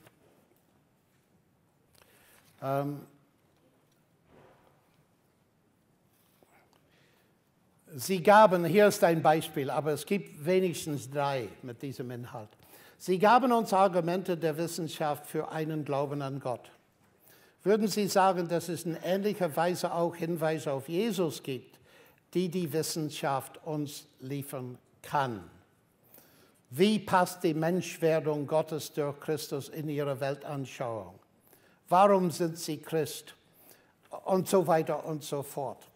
Das ist sehr klar und nochmals ist diese Frage gerechtfertigt. Heute Abend habe ich versucht, die Frage zu beantworten, hat die Wissenschaft Gott begraben? Meine Antwort dazu ist nein. Und während des Vortrags habe ich kaum, wenn überhaupt, meine Position als Christ erwähnt. Warum? Weil meine ersten Argumente haben gar nicht mit meinem Christsein zu tun. Sie haben vielmehr mit meinem Wesen als Naturwissenschaftler zu tun. Das ist der erste Punkt. Und daher sind diese Fragen, und es gibt mehr in diese Richtung als in andere Richtungen, ist eine persönliche Frage. Und ich kann nur eine persönliche Antwort geben. Und wenn Sie für persönliche Antworten nicht interessiert sind, dann müssen Sie noch einmal Ihre Ohren schließen. Und ich werde es versuchen, kurz zu fassen. Die Frage ist berechtigt. Christsein ist etwas Spezifisches. Und als ich in der Debatte mit Richard Dawkins zum ersten Mal war, es kam zu einem kritischen Punkt. Ganz am Ende, und Sie können diese Debatte im Internet schauen. The Dawkins-Lennox Debate, die God-Delusion-Debate, Gotteswahn-Debatte. Und ganz am Ende, plötzlich stellte ich fest, dass ich nur 2 Minuten zu sprechen noch übrig hatte. Und ich würde gefragt, diese Frage mehr oder weniger. Und ich habe die Auferstehung Jesu Christi erwähnt, als der Kernpunkt meines christlichen Glaubens. Und Dawkins war empört. Er sagte, wir haben große Ideen diskutiert und jetzt ist es so spezifisch, pathetisch, wie unwürdig der Welt. Aber Moment mal, die Naturwissenschaft ist nicht der einzige Weg zur Wahrheit. Es gibt die Geschichte, es gibt die Erfahrung. Und wenn es zu spezifisch geschichtlichen Ereignissen kommt, wir können auch hier einen Inferenzprozess leiten. Jeder Historiker tut das. Und das ist äußerst wichtig. Wir sagen nicht, oh, wir können ein Experiment nicht machen und wiederholen, was passiert ist vor 2000 Jahren. Daher wissen wir nichts. Nein, wir haben Althistoriker. Und vor mir sitzt ein sehr bekannter Althistoriker, Dr. Jürgen Spieß, der mehrere Bücher über diese Tatsache geschrieben hat. Und ich empfehle sie sehr über diese Frage. Aber an Christus zu glauben, das ist sehr spezifisch. Und die Frage zu mir ist, warum? Auf derselben Basis wie die andere Situation. Das heißt, auf der Basis der Indizien. Die Indizien kommen aus zwei Richtungen. Erstens aus der Geschichte, Glaubwürdigkeit zum Beispiel des Neuen Testamentes. Ich habe Latein studiert in der Schule und etwas Griechisch und habe nicht gewusst, dass die Dokumentarbelege für das Neue Testament weit besser sind als Dinge, die selbstverständlich für Althistoriker in den klassischen Sprachen sind. Und das ist so ein wichtiges Thema, dass in diesem Buch hier vorne, Gott im Fadenkreuz, habe ich ein ganzes Kapitel über diese Frage. Wie glaubwürdig sind die Dokumente? Können wir wirklich sie als verlässlich betrachten? Und was mich, meine sehr verehrten Damen und Herren, sehr überrascht, ist Dawkins, er ist kein Althistoriker, ich auch nicht. Aber er behauptet in einem seiner Bücher, dass es sehr wenig Evidenz gibt, dass Jesus überhaupt existiert. Ich kann keinen maßgebenden Althistoriker in der Welt finden, der das behauptet. Aber Dawkins konsultiert diese Leute nicht. Und das finde ich überraschend. Die zweite Sache ist folgende. Und wie kann ich das formulieren? Ich bin ein Mensch, nicht bloß Naturwissenschaftler. Ich bin ein Mensch mit Hoffnung, ein Mensch mit Fehler und Versagen, ein Mensch, der wissen will, was seine Stellung ist in diesem All. Die großen Fragen von dem Philosophen Kant. Was kann ich wissen? Worauf soll ich hoffen? Was muss ich tun? Die sind die wichtigen Fragen. Und meine lieben Leute, ich muss es kurz fassen, weil unsere Zeit fast vorbei ist. Der Grund, warum ich Christ bin, ist, weil Jesus Christus mich überzeugt hat. Die Bibel hat mich überzeugt. Meine Erfahrung von anderen hat mich überzeugt, dass Gott Fleisch geworden ist, dass er Gott ist. Und das heißt, was er sagt, für mich maßgebend ist. Das ist die erste Sache. Also das ist eine sehr große Behauptung, das weiß ich. Daher habe ich dieses letzte Buch geschrieben, um das weiter zu erklären. Die Auferstehung, die Indizien für eine buchstäbliche Auferstehung in der Geschichte, bedeutet, dass Jesus über den Tod gesiegt hat. Alle von uns haben Angst vor dem Tod. Wenn es überhaupt jemanden in dem All gibt, der den Tod besiegt hat und etwas darüber Bescheid weiß, das will ich auch wissen. Vor allem, wenn er Indizien gibt, dass was er behauptet wahr ist. Und dann, und das ist das erste Mal, dass wir dieses Wort benutzt haben heute Abend, wir leben in einer moralischen Welt. Es gibt Ethik, ethische Begriffe. Wir Menschen, moralische Wesen. Woher diese Ethik? Per Zufall kaum. Und wenn es wahr ist, dass Gott mich geschaffen hat nach seinem Bild, ich bin ein ethisches Wesen, dann kommt die dringende Frage, auf welcher Basis kann ich ein Verhältnis mit Gott haben? So, ich spreche persönlich so und sehr, sehr klein formuliert und zusammen. Es tut mir leid. Ich schaue um, welche Lösung es gibt zum Problem, das ich in mir persönlich kenne. Versagen. Ich habe meine eigenen Maßstäbe nicht eingehalten, ganz abgesehen von Gottes Maßstäbe. Und wenn es überhaupt einen Gott gibt, wie kann ich ein Verhältnis mit ihm haben? Und ich sehe zwei Lösungen auf dem Markt sozusagen. Die Lösung von meisten Religiösen oder Philosophien ist, hier ist der Weg. Versuche den Weg zu folgen mit der Hoffnung, dass eines Tages Gott oder wer immer dich akzeptieren wird.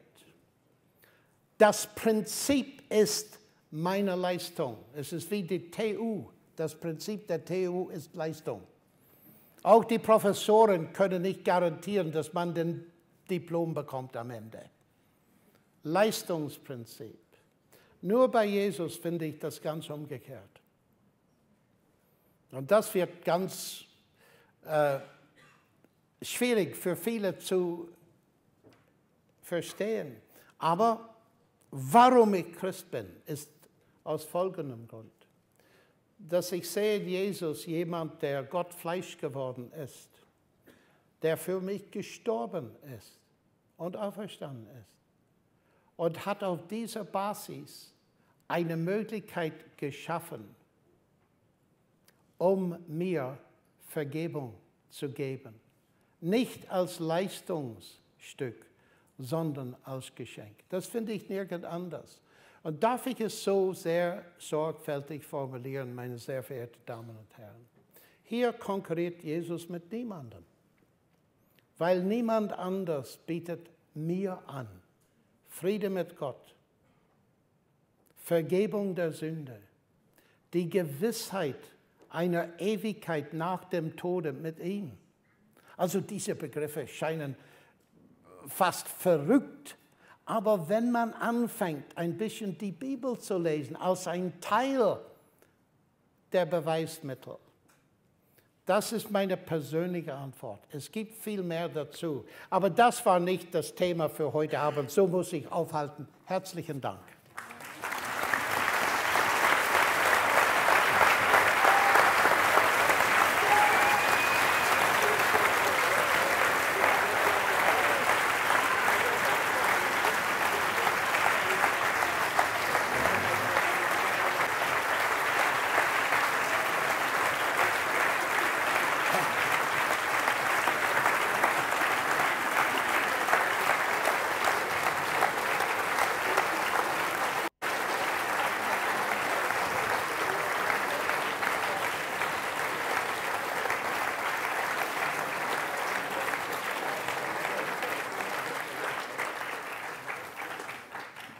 John, vielen Dank.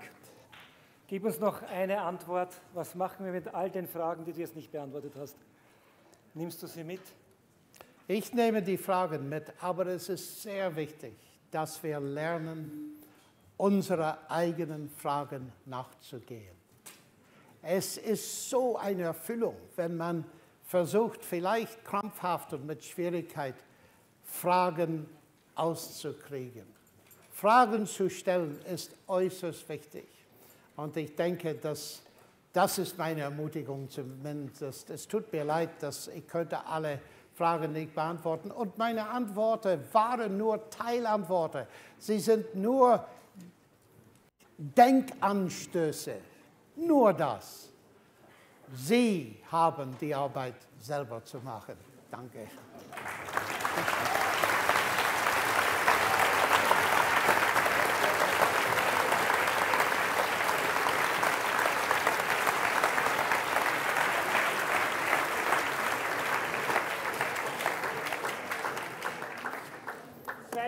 noch zum Schluss. Professor Lennox hat einige seiner Bücher erwähnt. Wir haben einen kleinen Vorrat hier am Büchertisch vorne. Noch dazu 10% unter dem Ladenpreis. Fast ausverkauft. Ist schon ausverkauft? Fast ausverkauft. Bitte also jetzt keine Panikreaktionen. Das Zweite, ich habe hier auf der Leinwand die Homepage von Professor John Lennox und es wird unter dieser Adresse eine Möglichkeit geben, den Livestream von heute auch noch herunterzuladen.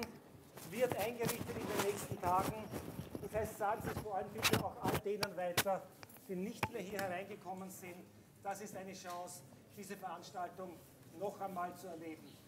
John, ganz herzlichen Dank und ich darf die Vorlesung damit schließen.